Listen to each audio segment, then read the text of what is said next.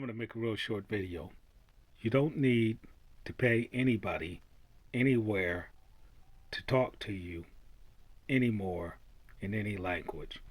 Doesn't matter what language it is. Don't pay a person anymore. Just pay ChatGPT. Never gets tired, never sleeps. Only limitation is if you got a bad connection. You don't have to immerse yourself. You don't have to expose yourself to any overt dangers or any hidden dangers. You don't have to have a mountain bike. You don't have to decide whether or not you're going to take a taxi cab. You don't have to pay for airfare. You just pay ChatGPT $20 a month. That's it. You know, going to all of these remote, exotic locations doesn't make any sense. Google Translate is not robust enough. Flat out, don't use it. It's unreliable. Doesn't matter how it's translating, it's not reliable. That doesn't mean that it's not reliable in modern languages, but in the language that I'm about to show you, it is just not reliable. See this language here? Traduzcas a português. Territoribus, scopius, vastum, pocorit, it aequia. Trencas i posto nome ai data loce, granas don lesiere, multas i exposite urbis, in quibus que colto, fitalis, hiena solo, frigida celestria matris, a istera vocate, venerat i saccas i dia flava trapis. This right here, venera ad sacras it dia flavia trepas. Okay, I translated that with Google Translate, and what it looked like was is sacred worship, yellow God in drapes. That's what it looks like. So I translated into French. I wasn't satisfied. Translated into Portuguese. I wasn't satisfied. Translated into Italian. Wasn't satisfied. Translated into English. Wasn't satisfied. So finally I said, hold up. Something's going wrong again. Because I keep using Google Translator and I keep getting really bad results. So now watch this. I come and I say, aqui está tradução. Or I say, well, I ask up here, I say, traduzca português. ChatGPT says, aqui é tradução para o português. See? And watch this. This is a feature that I had didn't know about. Watch this feature. Watch this. Aqui está a tradução para o português. A Terra avança no vasto mar com 3 promontórios. Trinácria, nome adquirido pela sua posição, lar grato a Ceres, possui muitas cidades, entre as quais Ena, fértil em solo cultivado. A fria Aretusa chamara as mães celestes, e a deusa loira viera ao sagrado banquete. A filha, como de costume, acompanhada... Now see that part, Lorda? Let me see if I can get to it. That part where it says Lorda, right here. E-A-D-O-S-A, Lorda. A yellow god, but Lorda is not yellow in Portuguese. See? Lorda is Italian. It's a divulgation of Italian where it means them, those people. So, from the Portuguese perspective, those people who come into the country and they are blonde. Because we're from Portugal or the Mediterranean, not many blondes.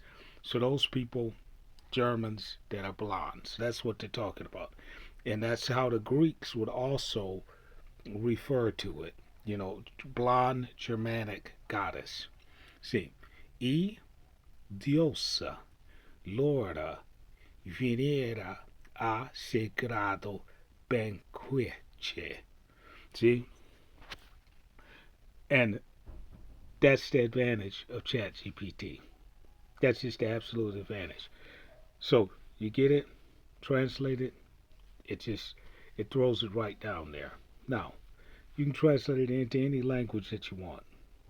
Then you can refer back to it at any point in time that you have a relationship with ChatGPT. So, I always said, hey, you want to learn Spanish? Go call a Mexicana, talk to her. Want to learn Portuguese? Call a Mexicana, talk to her. You want to learn um, uh, Italian? Call a Italiana, talk to her. You know, French, German, whatever. Call somebody over there, talk to them. Okay, you don't have to do that anymore. Don't have to leave home. Don't have to talk to anybody. Don't have to pay for airline tickets. None of that. You just plain and simply go in, find what you want, hit this little button, and watch. He's going to continue right here. Por suas companheiras, vagueava descalça pelos seus prados. Sob um vale sombrio há um lugar, encharcado, pela grande aspersão da água que salta de cima. Ali havia tantas cores quantas a natureza possui, e os Now, Google Translate could not do this. And in all of the time, in all of the years that I've had Google Translate, I've used Google Translate one time to translate a conversation. One time. Then that was one time at Best Buy when the Chinese pilot was there with some Chinese models. That's they look like that, and they were in the line at Best Buy, and they spoke perfect English. And so I asked, "Hey, how good is Chat GPT?" Because it always had. I mean, not how good is Chat GPT. How good is Google Translate with Chinese? Because I haven't had much success with it. Just told them like that. And I said, so can you assess its ability to use Chinese? And they were pleased with it. But what I told them and what they knew is that Chinese is a juxtaposition language. So it doesn't have a be verb. And so it doesn't have a strong like subjunctive case structure. And it has the ma particle where you can ask a question. How many dogs are there? Ma. You know, like cuántos cachorros son? Ba, ba, ma particle. So to a digital machine that is processing information in analog, Chinese is a simple string. I'm going to say it again. To a digital machine that is not processing analog, Chinese is a simple string. So you can match one word with the other. It's a simple string. But that doesn't mean that in languages that have be verbs, other types of connectors, other types of subtleties in the verbs, that means that you can simply match one word with another like you can in Chinese in another language. And the tones, of course, in Chinese have meaning and are difficult, but believe it or not, that's less difficulty than what's going on in a lot of European languages, whether you want to believe it or not. So that's the only time that I've really used ChatGPT. I mean, that I've really only used Google Translator. All the rest of the time, it's just absolutely uncategorically failed. Now, in reading Google Books, I've used it for at least 20 years, and it has not been good. Finally, today, ChatGPT explained to me why it's bad. And it didn't recommend itself, it recommended another app that it felt was as good as itself, if not better. So it wasn't selling itself. Okay. Learn before you go. Know before you go. And you can do that now at the cost of $20 a month. So that's 200 and something, $220 per year. That's a lot cheaper than the airline ticket to anywhere. You can't fly from LA to New York for $225 anywhere. You know, it's just get Chat GPT. You're serious about knowing before you go. Like you can go stumble around. Nobody can stop you from doing that. Somebody can tell you, hey, don't take the taxi. You know, you're grown. You want to take a taxi, you're going to take that taxi. I can tell you, hey, Mexico, don't take a taxi. Philippines, don't take a taxi. Brazil, don't take a taxi. In the United States, if you don't know the lay of the land, don't take a taxi, don't take an Uber. Period. You're going to be better off on public transit. You're just going to be better off. At least in public transit, you're not confined in a little box with a seatbelt, which people don't think about. you you might have 10 guys running you down on the train platform, but you're running in open air. You might have some hostile individuals on that bus, but you're basically in open air.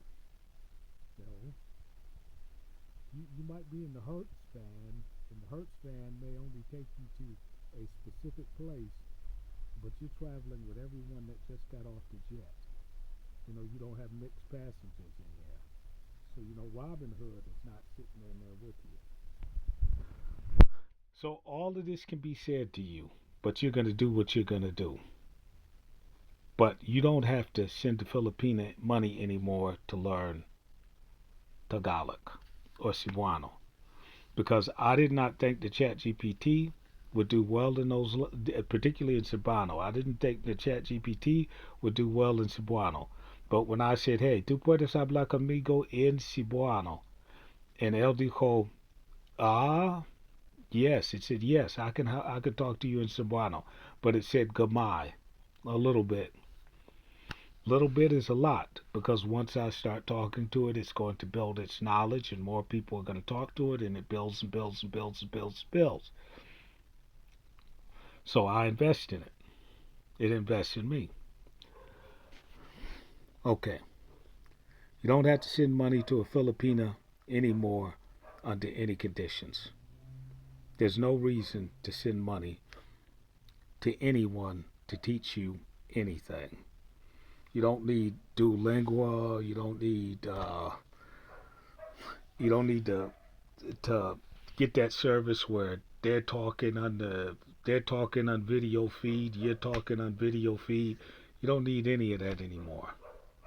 You don't have to go to some chat room and talk to them. You don't have to go to a Spanish video and listen to it and then comment, and hopefully somebody knows enough of the grammar that they can correct you. You don't have to do any of that anymore.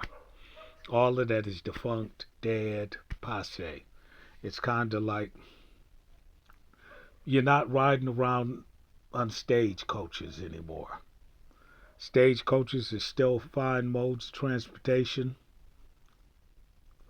but there's a lot of horse manure involved in it. So all of those apps and all of those people on YouTube telling you about these languages, hey, I'm sure they're great, but just like the horse and buggy, there's a lot of horse manure involved in it. Know before you go.